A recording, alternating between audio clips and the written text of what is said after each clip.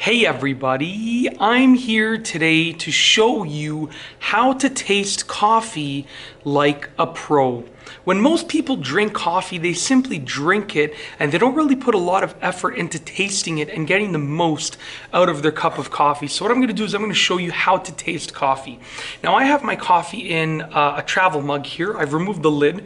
Generally, I would be drinking it in a regular cup or regular mug, but today I had it in a travel mug when I wanted to make this video, so I figured that I would just go ahead and use it, make the video with the coffee inside of the travel mug. It's in there, you can't really see just a little bit there. I don't want to spill it.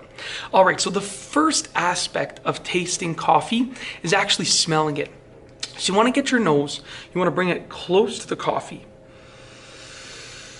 and you want to take a deep breath from your nose, through your nose, because what that's going to do is all of those smelling receptors are in your nose, and it's going to allow you to smell the flavors and smell the taste of the coffee. Smelling your coffee before you actually drink it will actually allow you to taste it much better. If you are actually brewing the coffee and you're in the area while you're brewing it, you can start to get a sense of that aroma, but you want to smell that aroma with the coffee. Now, I would also recommend, swishing it around a little, because when you swish it around, some of the aroma is going to be let up into the air. And if you're smelling close to the coffee, it's going to allow you to get a sense. You should be smelling for any specific things that you smell for, and also the boldness of the coffee. If a coffee smells really bold, it's probably going to taste really bold as well. If it smells sort of easy when you smell it, it's going to taste very similar to that smell. So that's the first step. The second step is actually tasting the coffee. Now, what you want to do, right, and you're not going to do this with every sip of the coffee that you're drinking. This is just when you want to start to taste it a little bit before you actually drink your coffee. You want to put it in your mouth and just hold it there towards the back of your tongue area, and then swallow it after a few seconds. So I'm just going to go ahead, I'm going to give it another smell, because I love the smell of coffee, and now I'm going to take a sip of it and hold it in my mouth for just a moment.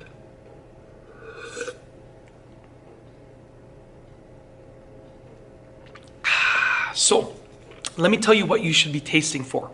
You should be tasting for any hints of any fruits or anything that's in the coffee. Now, people think coffee just tastes good or bad, right? They don't really know what to look for, but certain coffees, you're going to get like a hint of almost like a blueberry type of flavor. You're going to get hints of different kinds of fruits. Some coffees are going to be sweeter, and other cups of coffee are going to be a little bit more bold and a little bit almost like a sour taste. And you should be doing this, I should mention. You should try to do this without putting anything in your coffee with regards to milk or sugar. You can probably get away with putting some milk or cream in your coffee and still getting that flavor. But when you add sugar, you're sort of taking away from it. Now, I do have milk inside of this coffee, but you could do. I would recommend doing it without milk if you can, but definitely do it without sugar. And then you can add sugar in after, before you're actually going to drink the coffee. But just taste it without the sugar in it. For sure without sugar, and try without milk as well. So you're tasting for any specific flavors. You're tasting for the boldness level. I would recommend thinking about a scale from 1 to 10 and thinking about how bold that coffee is on a scale from 1 to 10. 1 being the easiest sort of flavor, and 10 being the most bold flavor, right? The boldest flavor. And you're looking for, when it sits on your tongue, your flavor receptors, your taste receptors, your taste buds, you're looking for what they're telling you, because they're going to give you hints about what's in the coffee, okay? And the last thing is you want to look for the aftertaste. This is the third step. Coffee leaves an aftertaste in your mouth. It also leaves an after smell in your mouth, but you're looking for the aftertaste. What do you taste after? And that's generally when you're going to get a strong sense of the things that are in the coffee. So I'm going to go ahead and take another sip.